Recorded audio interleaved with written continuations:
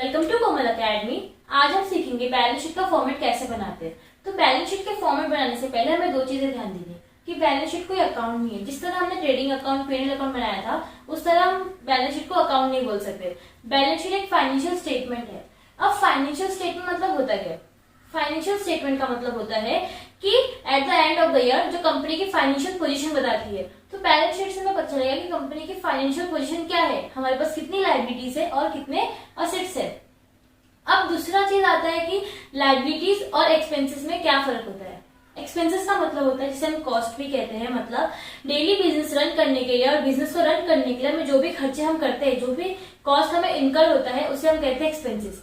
और लायबिलिटीज का मतलब होता है कि हमने बिजनेस में कितने, मतलब किसी और से हमने उधारी लिए, पैसा लिए। फॉर एग्जाम्पल, मैंने किसी को सामान बेचा या किसी से सामान उधारी में खरीद लिया, या कुछ भी ऐसी चीजें जो हमने उधारी में ली हो, उसे हम लायबिलिटी कहते हैं। तो सबसे पहले हम लायबिलिटी साइड लिखेंगे, फिर amount, amount, asset, amount, amount, ये इसका फॉर्मेट है। टॉप पे हम लिखेंगे बैलेंस शीट और एज ऑन, फिर ईयर एंडिंग का डेट लिखेंगे। नेक्स्ट चीज आती है कि लायबिलिटी में सबसे पहले हमें ध्यान देना है कि हम क्या तीन चीजें होती है, फिक्स लायबिलिटी, करंट लायबिलिटी और कंटीजेंट लायबिलिटी। अब फिक्स लायबिलिटी क्या होती है? फिक्स लायबिलिटी का मतलब होता है ऐसी लायबिलिटी जो हमें एक साल से ज्यादा के लिए रहने वाली है कंपनी में। और करंट लायबिलिटी का मतलब होता है ऐसी लायबिलिटी जो एक साल के अंदर तक ही रहेगी, उसके बाद वो लायबिलिटी नहीं रहेगी, या रहेगी भी तो उसके अमाउंट में चेंज हो जाएगा, वो वैसे नहीं रहेगी। और तीसरा आता है कंटीजेंट लायबिलिटी। कंटीजेंट लायबिलिटी का मतलब होता है फ्यूचर में वो हो भी सकता है और नहीं भी हो सकता है।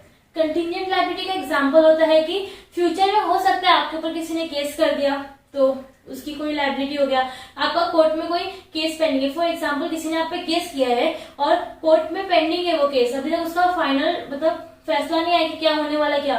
तो अगर फैसले में आपके फेवर में रहा फैसला तो आपको कोई लायबिलिटी नहीं होगी, लेकिन अगर फैसला सामने वाले के फेवर में तो आपको कुछ पेमेंट उसको करने पड़ेंगे, तो वो आपके लिए लायबिलिटी हो सकती है, मतलब हो भी सकती है और नहीं भी हो सकती है। तो सबसे पहला आइटम यहाँ पे दिया है कैपिटल अकाउंट्स। सारे पार्टनर्स, जो भी पार्टनर्स के नाम हमें टेक्स्ट बुक में दिए रहेंगे वो लिखने पड़ेंगे और उनका कैपिटल अकाउंट का बैलेंस यहाँ पर लिख के उसे आउटर में दिखाना पड़ेगा टोटल करके। नेक्स्ट आता है partners current account. Partners current account का जो फॉर्मेट हम बनाएंगे उसमें जो हमें बैलेंस बचेगा, क्रेडिट बैलेंस, वो हम यहाँ पर लिखेंगे और यहाँ दिखाएंगे। नेक्स्ट आता है जर्नल रिजर्व। जर्नल रिजर्व क्या होता है? हर कंपनी अपने पास कुछ रिजर्व संभाल के रखती है, इसलिए ताकि फ्यूचर में अगर उसे लॉस हो तो वो रिजर्व को यूज करके अपना बिजनेस चला सके, अपनी लायबिलिटीज पे कर सके, इसके लिए। तो वो रिजर्व हमारे लिए एक तरह से प्रॉफिट होता है या फिर हमारा प्लस पॉइंट होता है कि हम उसे यूज कर सकते हैं। नेक्स्ट होता है profit and loss account. PNL account का जो हमारा प्रॉफिट आता है वो हम यहाँ पर लिखेंगे। पीएनएल अकाउंट का प्रॉफिट इस साल का भी हो सकता है कि लास्ट ईयर का जो हमारा प्रॉफिट बचा है वो हम यहाँ दिखा सकते हैं। नेक्स्ट आता है लोन और मॉर्गेज।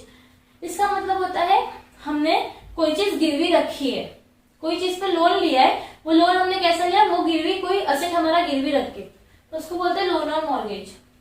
बैंक लोन, आपने बैंक से कोई लोन लिया है तो आपके लिए लायबिलिटी होती है। नेक्स्ट आता है loan from partners. Loan from partners का मतलब होता है कि बिजनेस में हमने पार्टनर से थोड़ा लोन के रूप में पैसे लिए तो हमें उसको वापस करना पड़ेगा, इसके लिए वो हमारा लोन हो जाता है। नेक्स्ट आता है बिल्स पेबल और सन्डी क्रेडिटर्स। ये दोनों चीजें आपस में कनेक्टेड होती है। कैसे?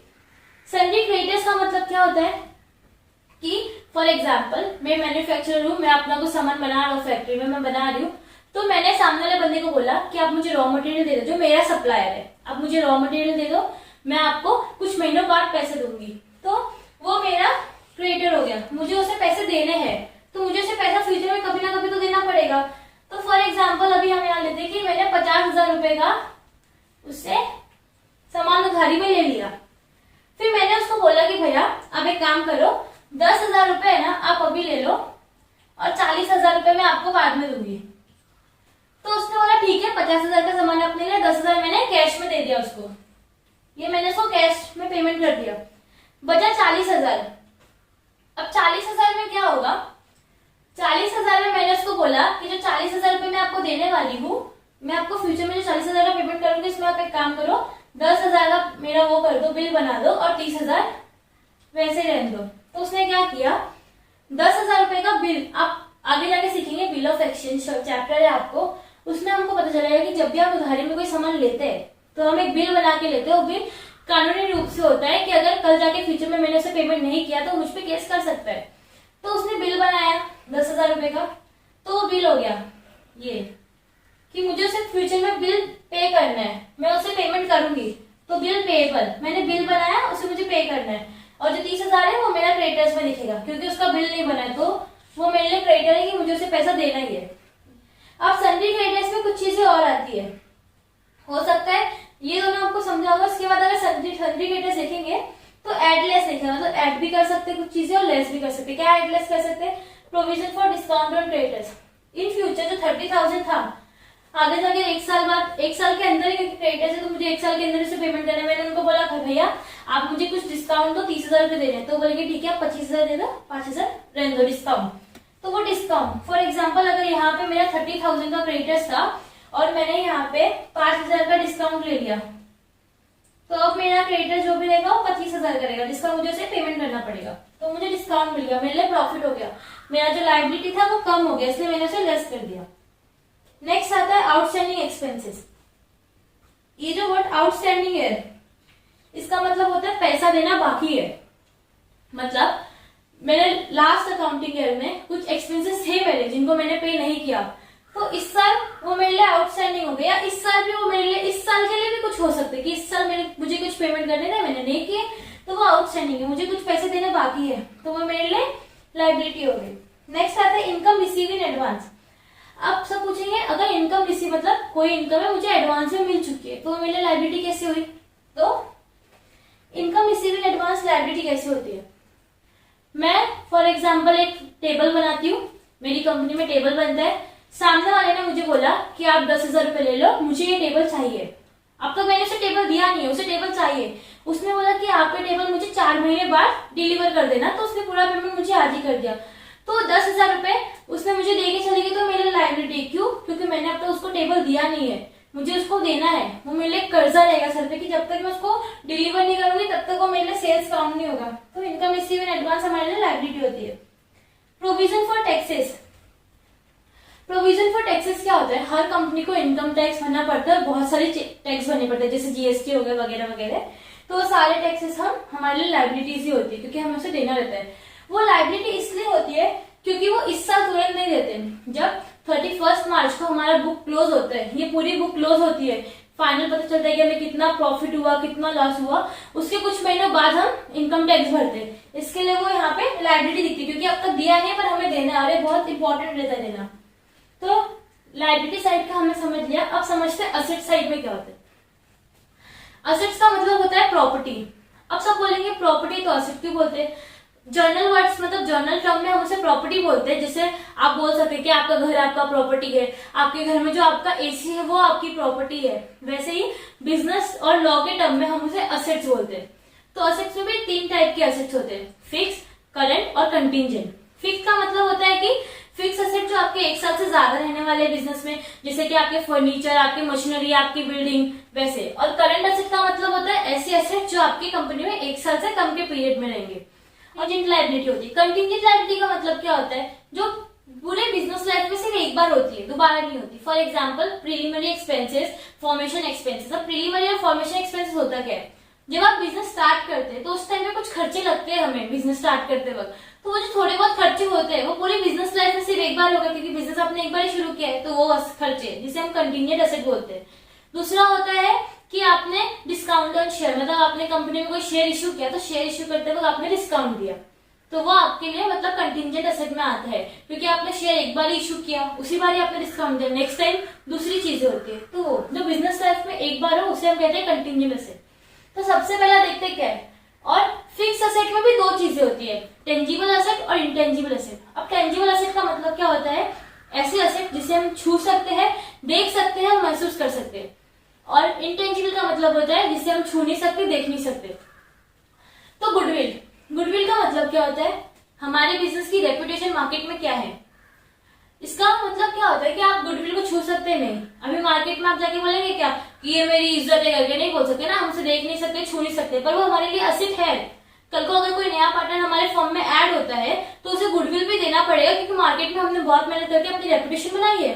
तो अगर आगे जाके हमें प्रॉफिट होता है, बिजनेस की रेपुटेशन से भी बिजनेस का प्रॉफिट बढ़ता है, तो उसके लिए वो भी हमारे लिए असेट होता है। नेक्स्ट आता है land and building. Land and building मतलब हमारा जो ऑफिस का बिल्डिंग होगा, प्रीमाइसेस होगा, वो हमारे लिए फिक्स असेट है और टेंजिबल असेट है। हम बिल्डिंग देख सकते हैं, छू सकते हैं। लेस क्या डेप्रिसिएशन। आगे अगर आपको सब में बोला कि डेप्रिसिएशन करना है, मतलब मैंने आपको बताया था कि आप कोई भी चीज अगर खरीदते, कोई भी असेट अगर खरीदते तो कुछ सालों बाद धीरे धीरे उसकी मार्केट वैल्यू कम हो जाती है, तो डेप्रिसिएशन हमें उस पर चार्ज करना पड़ेगा, तो उसका वैल्यू कम होता है, इसलिए हमने उसे लेस किया है। और यहाँ पे इनर कॉलम में लेस करके उसे आउटर में दिखाएंगे।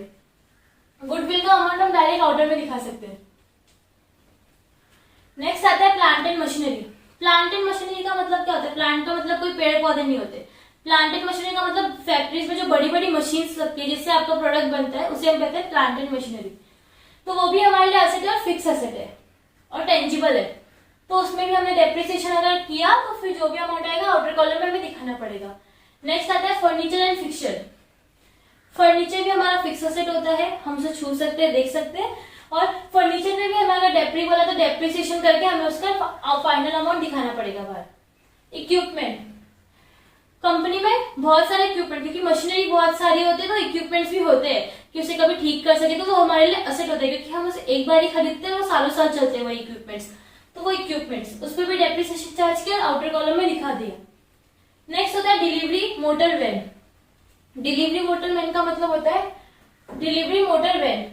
डिलीवरी मोटर वैन का मतलब होता है कि टेम्पो आपका वैन जिससे आप सामान डिलीवर करते हैं, तो वो भी हमारे लिए फिक्स एसेट है और उस पर हमें डेप्रिसिएशन चार्ज करके आउटर कॉलम में दिखाना है फाइनल अमाउंट क्या है। लीजहोल्ड, फ्रीहोल्ड एंड प्रीमाइसेस, मतलब हमारा जो प्रीमाइसेस होता है जहाँ पे हमारा प्रॉपर्टी है वो हमें फिक्स एसेट होता है, उस पर भी हमने डेप्री चार्ज किया, और अगर क्वेश्चन में तो डेप्री चार्ज करेंगे फाइनल अमाउंट बाहर दिखाएंगे। तो नेक्स्ट होता है पेटेंट्स। पेटेंट्स का मतलब क्या होता है? पेटेंट्स का मतलब होता है कि अगर मैंने कोई नई चीज इन्वेंट की है, फॉर एग्जाम्पल मैं मार्केट में कोई नया प्रोडक्ट ला रही हूँ और मैंने उसकी जो भी टेक्निक है वो मैंने बनाई है खुद से वो प्रोडक्ट के लिए, तो मैं उसे जाके पेटेंट करा लूंगी ताकि कोई और उस चीज को बना ना सके कुछ सालों के लिए, या जब तक मैं जाऊँ तब तक, जब तक मैं उसे पेटेंट करा के रखूंगी तब तक वो सिर्फ मेरी है, कोई भी मुझसे बिना पूछे वो टेक्निक यूज नहीं कर सकता और वो प्रोडक्ट मार्केट में लॉन्च नहीं कर सकता। पेटेंट हमारा असेट होता है तो उस पर हम डेप्रिसिएशन मारेंगे, क्योंकि धीरे धीरे मार्केट में उसकी वैल्यू धीरे धीरे कुछ सालों बाद पेटेंट्स का जो टाइम पीरियड था खत्म हो जाता है, तो उसकी वैल्यू भी खत्म हो जाएगी। Loose tools. लूज टूल्स का मतलब क्या होता है कि मशीन के कुछ स्पेयर पार्ट्स, मतलब मशीन जो होते हैं हमारे उसके कुछ छोटे छोटे पार्ट्स होते हैं जिससे हम कहते हैं लूज टूल्स, तो वो भी हमारे लिए असेट होते हैं, फिक्स असेट, और फिर हम उसमें से डेप्रिसिएशन माइनस करेंगे और हमारा फाइनल अमाउंट यहाँ दिखेगा। नेक्स्ट आता है इन्वेस्टमेंट। आपने कहीं और इन्वेस्टमेंट किया है तो वो आपके लिए असेट है, क्योंकि आपको हर साल उस पर इंटरेस्ट भी मिलेगा और at the end of the time period जो भी आपका इन्वेस्टमेंट का टाइम पीरियड है आपको पूरा अमाउंट वापस मिलेगा इन्वेस्टमेंट का। नेक्स्ट आता है स्टोर्स एंड स्पेयर पार्ट्स। आपका जो भी स्टोर्स एंड स्पेयर पार्ट्स है वो आपका असेट होता है, तो उस पर भी हमें डेप्रिसिएशन चार्ज कर सकते हैं और फिर हमारा फाइनल अमाउंट बाहर दिखेगा। उसके बाद आता है prepaid expenses. The word prepaid, इसका मतलब होता है प्री का मतलब होता है पहले, पेड का मतलब पे कर देना, मतलब हमने वो पहले ही दे चुके हैं क्या एक्सपेंसेस। पूरे जो हमने अभी ट्रेडिंग पीरियड जो भी हम बनाएंगे उसमें जो भी चीजें रिकॉर्ड होगी वो करंट ईयर की होगी, करंट अकाउंटिंग ईयर की। अगर मैंने कोई नेक्स्ट ईयर का, फॉर एग्जांपल एडवर्टाइजमेंट समझ लेते, एडवर्टाइजमेंट मैंने 4 साल के लिए पैसा पहले ही दे दिया, तो फिर वो मेरा 4 साल के लिए हो गया, पर मुझे रिकॉर्ड सिर्फ 1 साल का करना है, तो मैं 4 साल के अमाउंट को 1 साल का अमाउंट डिवाइड करके निकालूंगी और यहाँ पे दिखाऊंगी अपने पैनल में, और बाकी जो 3 साल के मेरे एडवर्टाइजमेंट का पैसा मैंने पहले दे दिया है, एक्सपेंसेस था मैंने पहले पे कर दिया, तो मेरे लिए असेट हो गया, 3 साल मुझे पे नहीं करना है, तो मैं उसको यहाँ असेट में दिखाऊंगी प्रीपेड एक्सपेंसेस के रूप में। नेक्स्ट आता है आउटस्टैंडिंग। आउटस्टैंडिंग का मतलब होता है पैसे देने बाकी है, पर यहाँ पे हमें इनकम है, आउटस्टैंडिंग इनकम मतलब हमें पैसा मिलना बाकी है, किसी के पास हमारा पैसा है जो हमें फ्यूचर में देगा, इस साल उसने नहीं दिया अगले साल देगा, तो हमारे लिए असेट होता है। लोन्स एंड एडवांसेज, आपने किसी को लोन दिया है या फिर अपने एम्प्लॉय को एडवांस दिया है, कुछ भी दिया है, तो आपको पैसे बाद में फ्यूचर में मिलेंगे, तो वो आपके लिए असेट हो गए। Closing stock, eight the end of the accounting year आपकी कंपनी के पास जो भी स्टॉक पड़ा है वो भी आपका असेट होता है, तो वो यहाँ दिखेगा। सन्ड्री डेटर्स, सन्ड्री डेटर्स का मतलब क्या होता है? सन्ड्री क्रेडिटर्स हमने सीखा था यहाँ पर, तो हमने सन्ड्री क्रेडिटर्स का मतलब क्या बताया था कि जिससे हमें पैसा देना बाकी है, जिससे हमने उधारी में सामान खरीदा है, और सन्ड्री डेटर्स का मतलब होता है कि जिससे हमें पैसा मिलने वाला है, मतलब मैंने किसी को उधारी में सामान दिया है और वो बंदा मुझे बाद में पैसे देगा, तो मेरा सन्डी डेटर्स हो गया। अब सन्डी डेटर्स में इनर कॉलम में लिखा है क्योंकि इसमें कुछ एडजस्टमेंट आ सकते हैं, जैसे कि क्या, less bed debts. Bed debts का मतलब क्या होता है? बेड डेब्ट्स का मतलब होता है ऐसे अमाउंट जो रिकवर नहीं होने वाले। फॉर एग्जाम्पल मैंने उसे दिया था 10,000 रुपए का, उससे मुझे मिलने वाले 10,000 रुपए। कुछ टाइम बाद उसने मुझे बोला कि वो बैंकरप्ट हो गए, तो उसके पास सिर्फ 5,000 रुपए पड़े, तो अभी मुझे मिलेंगे सिर्फ 5,000 रुपए। तो 5,000 रुपए क्या हो गए? बेड डेब्ट्स, मतलब अब वो मुझे मिलने वाले नहीं है। तो यहाँ पे लिखेंगे 5,000। और कभी कभी कंपनी क्या करती है, उसके जितने भी डेटर्स होते हैं ना, उसमें कुछ परसेंट वो पहले से ही, जब डेटर्स बनते हैं हमारे, जब उसने पैसे दिए होंगे किसी को, तब तक वो पहले से कुछ परसेंटेज अमाउंट बाहर निकाल के रखता है, ये सोच के कि फ्यूचर में मुझे उससे पैसा नहीं मिलेगा तो इतना परसेंट प्रोविजन, मतलब पहले से ही हमने उतना परसेंट निकाल के रखा है कि इतना परसेंट हमें नहीं मिलने वाला है। अगर वो उतना परसेंट मिल गया तो हम हमारे पीएनएल के इनकम साइड में दिखाएंगे, तो हम उसे भी माइनस करेंगे तो हमारे डेटर का फाइनल अमाउंट बाहर मिलेगा। इंश्योरेंस क्लेम रिसीवेबल, आपकी कंपनी में कभी आग लग गई, आपका गुड्स खराब हो गया, कुछ भी हुआ किसी भी रीजन से, तो आपने अगर उसका इंश्योरेंस करा के रखा है तो इंश्योरेंस क्लेम जो भी मिलेगा वो आपके लिए एसेट होता है। तो इंश्योरेंस क्लेम रिसीवेबल हम यहाँ दिखाएंगे। डेटर्स से मुझे पैसा मिलने वाला, उसी तरह बिल्स रिसीवेबल जो है, मतलब उसने कुछ बिल बनाया होगा मैंने उसके साथ, तो वो बिल्स मुझे मिलने वाले हैं। नेक्स्ट आते हैं कैश इन हैंड और कैश इन बैंक। दोनों का मतलब क्या होता है? कैश इन हैंड का मतलब आज बिजनेस में जो आपके ड्रॉवर में, बिजनेस में, ऑफिस से जो पैसे बचे वो कैश इन हैंड। और कैश इन बैंक का मतलब होता है कि आपके बैंक में आज बिजनेस का जो बैंक, मतलब बिजनेस का जो अकाउंट होता है बैंक में, उसमें कितने पैसे बचे आज के टाइम पे, तो cash in bank. Partners current account debit balance, liability side में हमने पार्टनर्स करंट अकाउंट का क्रेडिट बैलेंस ट्रांसफर किया था, लेकिन अगर पार्टनर्स करंट अकाउंट में डेबिट बैलेंस आता है तो हम यहाँ पे ट्रांसफर करेंगे। और at the end of the sum हमारा लाइबिलिटी और हमारा असेट दोनों टैली होना चाहिए। अगर ये टैली नहीं हुआ, इसका मतलब हमने सम में कहीं पे गड़बड़ की है, तो ये टैली होना बहुत जरूरी है। तो आज के लिए इतना ही, थैंक यू।